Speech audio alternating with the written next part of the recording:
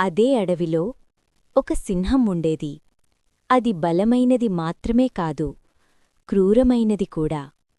ప్రతిరోజూ జంతువులను చంపుతూ అడవిని భయంతో నింపింది.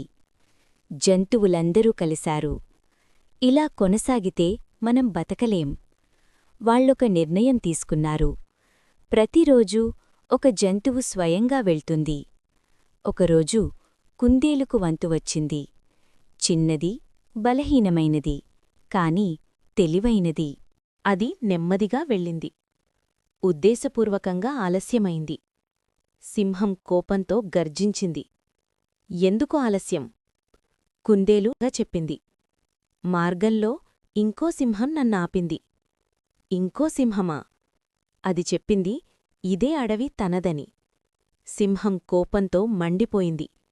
నన్నెవరు ఛాలెంజ్ చేస్తారు? కుందేలు దాన్ని బావి దగ్గరకు తీసుకెళ్ళింది. ఇదిగో ఇక్కడ ఉంది.